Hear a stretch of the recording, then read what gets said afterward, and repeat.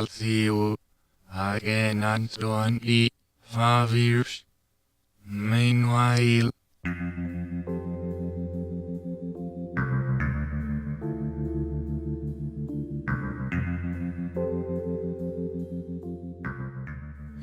in television's roughly 65-year history, there have been any number of great dramatic moments, of iconic moments. Richard Kimball confronting the one-armed man atop an observation tower, J.R. Ewing being shot, Crockett and Tubbs driving through the streets of Miami to Phil Collins' In the Air Tonight. It's one of my personal favorites. More recently, Walter White reciting Ozymandias, the Shelley poem, in a teaser trailer, no less. Twin Peaks, interestingly enough, seems to get lost whenever discussion turns to such moments. Until, that is, somebody mentions Twin Peaks. Then it's all cherry pie, wrapped in plastic, log lady, red room, black lodge, man from another place, Bob, Garmonbozia, Where's Annie, Douglas firs, and damn good coffee. What I mean to say is that there are so many moments, so many shots, images, characters, lines that have transcended the show's fairly brief lifespan. Twin Peaks continues, even 25 years after the fact, to persist as a universe that people talk about and revisit. There's even a Twin Peaks festival held every year. Now, does it inspire the fanaticism of Star Trek? No. But consider why people are so devoted to Star Trek. Star Trek represents one man's idealism, a singular vision of honor and morality. Twin Peaks might be considered the polar opposite. At its heart, it's the story of a dead homecoming queen and the very rotten town she left behind. What's more, each character in the story exists in at least two versions. The first is a public persona, the version each wants to have seen. The glad-handing dandy, the innocent foreign girlfriend, the beautiful teenager who tutors an autistic boy. And then there's the private life, the real persona, the corrupted persona, the truth behind the lie. And Lynch opens the story by zeroing in on that duality in one of the truly great TV pilots. The main titles play over shots of nature and industry competing for dominance, while the music of Angelo Badalamenti, that calm and soothing main theme, belies the tension of that imagery. It's a disarming series of moments, deliberately planned to throw viewers off guard without ever alerting them to that. It's incredibly subtle as an opening, one that is used throughout the run of the series. And it's followed by one of my favorite moments of the show, the discovery of Laura Palmer's body, intercut with shots of Josie Packard sitting with a mirror. Within the first 3 minutes of the pilot, Lynch announces that the narrative will be driven by a tension most people are unaware of, a tension located in the division of one person into two. One thing I've always found fascinating is that Laura's body is discovered by a relatively unimportant character, a character it's tempting to refer to as a bit player. Pete Martell's significance to the story is that his discovery sets the series in motion. But beyond that, his significance lies solely in his marriage. His wife, Catherine, is a major player. And not for nothing, but events really were set in motion long before Laura was murdered. But I think Pete's true role is to provide a kind of everyman humor. Consider how he announces finding Laura's body. She's dead, wrapped in plastic. I don't mean to say that's laugh out loud funny, but it is odd. It's unusual. The phraseology is not normal. Why does he focus on a single detail that way, wrapped in plastic? I think the reason is quite simple. It's really not that odd. It's just odd for a medium, a dramatic medium, to phrase it that way.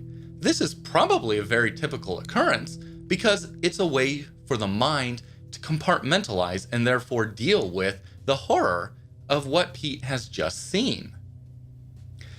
And then we have actual humor in the form of Deputy Andy, who attempts to photograph the crime scene and the body and ends up crying, sobbing like a child. Now, that's a perfectly reasonable response from a person viewing a dead body, but not when that person is a law enforcement professional. And we learn that it's not the first time he's cried at a crime scene.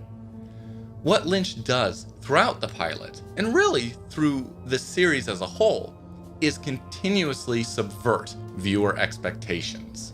And I think the humor is a great entryway into this discussion, because for this being a murder story, a murder mystery, at least initially, we spend a hell of a lot of time laughing. And it's not because the characters are cracking jokes left and right, their personalities are a source of humor. I remember first watching the show back when season 1 came out on DVD in the early 2000s. I was watching it with my parents, and after an episode or two, my mom turns to me and says, "This is a lot of fun. They're all so quirky." And that's true. The characters are quirky because they are people, and people are quirky. The characters in Twin Peaks might be thought of as people who have had their quirks and their nuances turned up a notch. They are exaggerated, but only a little bit.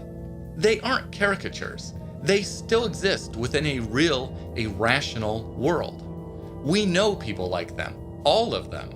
Lynch may be highlighting the humor, but only because that humor exists in the real world, and it contrasts beautifully with the seriousness of the subject matter. Full disclosure for those who haven't seen the series yet, and I don't know why you're watching this if you haven't. Twin Peaks is essentially a soap opera. It may be a very well done soap opera, but it's a soap opera nonetheless. And yet, Lynch foregrounded humor, oftentimes absurd, surreal humor, against the grain of the typical soap opera. Why? Because humor is a defense mechanism, and Lynch knew that the average viewer was going to have problems with the subject matter. Not with the murder itself, but with its very seedy, very unsavory aspects. Today, we think nothing of something like Breaking Bad, which is funny but has comparably very little humor to offset its dark subject matter. But back in the late 80s and early 90s, viewers weren't prepared to deal with what Lynch wanted to show them, because it wasn't the escapist viewing experience to which they had grown accustomed. Incest was not a topic for primetime TV. The notion that a father might repeatedly rape and murder in a brutal manner his own daughter was simply too much for the average TV audience at the time. But I'm getting ahead of myself. Let's talk for a moment about that first season, the first 7 episodes of Twin Peaks. Television rarely has as good a season as the first 7 episodes of Twin Peaks. And the reason those 7 episodes are good is very simple. Very nearly everything works, and absolutely everything works together. For starters, we've got a motley assortment of characters played perfectly in almost every instance by their respective actors. Look at Laura Palmer, played by Cheryl Lee. Now, Lee was initially cast to play a dead girl in a couple of scenes for the pilot, with no intention of her being anything more than the catalyst for the story. Laura Palmer may have always been important to the story, but the role wasn't going to be. Cheryl Lee's performance is an absolute revelation. In flashbacks, she portrays Laura as this luminous figure, perpetually smiling, but in eternal agony. Lee was later cast as Maddie Ferguson, Laura's cousin, with a dye job being the only physical difference between the two characters. It was a gamble that could have been laughably embarrassing, but Lee succeeds in making both characters feel truly distinct like truly distinct individuals. Laura is a very troubled young woman, desperate to maintain a mask of happiness, whereas Maddie is a very normal young woman just trying to keep her aunt and uncle from falling apart. Lee's performance in the show, however, is far outshone by her performance in Fire Walk With Me, in which Laura Palmer is still very much alive. And I'll talk about that in a later part of this retrospective. And then we have the show's moral center, squeaky clean FBI Special Agent Dale Cooper, played by Lynch regular Kyle MacLachlan. By the time Twin Peaks came around, MacLachlan had already played Paul Atreides in Dune, and Jeffrey Beaumont in Blue Velvet. So he knew how Lynch worked, and Lynch knew how he worked, which allowed them to trust each other. And that trust was a necessity, given the nature of Cooper's role. Cooper is odd almost to the point of caricature. He does seem to be from another planet at times. He talks almost constantly into a tape recorder to an unseen woman named Diane.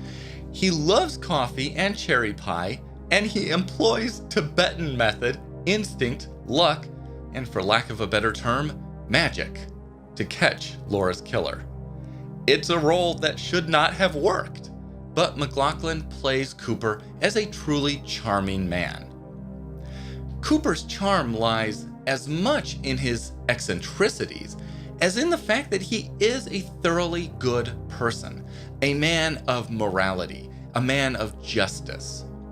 Whereas everyone else is flawed, sometimes overtly, sometimes covertly, Cooper is the man he portrays himself as, an upstanding, compassionate lawman, thoroughly affected by and much enamored with the spiritual side of the world. He spends an entire scene explaining and then employing a Tibetan deductive technique, much to the confusion, amusement, and ultimately fascination of the sheriff's department. He accepts, without question, the notion that his dreams are meaningful to this investigation, even when they involve a backwards talking midget in a red suit and a cryptic giant. At the same time, Cooper displays an almost childlike preoccupation with the world around him. He stops in the middle of his first meeting with Sheriff Truman to ask what kinds of trees he saw on the outside of town. Douglas firs. He repeats the name as if it's one of the most amazing things he's ever heard. He's distracted by ducks on a lake. He even inventories a small box of chocolate bunnies while going over Laura Palmer's personal belongings. In one sense, Cooper reminds viewers of a time when they too believed in magic around them. Maybe not literal magic, but the spell that can be cast when someone encounters something for the first time. For Cooper, almost anything is like seeing the Grand Canyon for the first time. And we can't help but be charmed by his glee. Sheriff Harry S. Truman plays the realist to Cooper's idealism. As a lawman, he's every bit Cooper's equal, but he's much more practical, serving not only as Cooper's guide to the town, but also as a kind of mediator between Cooper's spiritualism and the much more grounded reality of the investigation. Michael Ontkean is entirely believable as a small town sheriff who's caught up in a case that's much too big for him and too big for his department. He's a good old boy, trapped between protecting his town and dealing with the politics of his position as sheriff. Leland Palmer, Laura's father, played by Ray Wise, is incredible on every level. Here's a character who in some ways seems to be too over the top most of the time. But consider that Leland is a man who just lost his daughter, his only daughter. and she was murdered. It would be heartbreaking to lose a child in an accident, a car crash or something like that. But to lose a child to cold-blooded murder, I can only imagine that would be beyond the pale of anything remotely bearable. Leland tries to be strong for his wife. Leland tries to help Cooper and Truman in their questions. He tries to return to the normality of his job. And then he hears big band music from the 40s or 50s and thinks about dancing with his little girl, and it breaks his heart. It breaks the man. Ray Wise is almost unbelievable in how well he brings Leland to life. He shares with us Leland's agony in a way that takes us beyond simply feeling sorry for him. We empathize with him.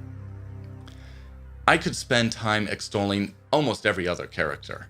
Grace Zabriskie as Sarah Palmer, Laura's mother, is fantastic, terrific in her balance of hysteria and catatonia.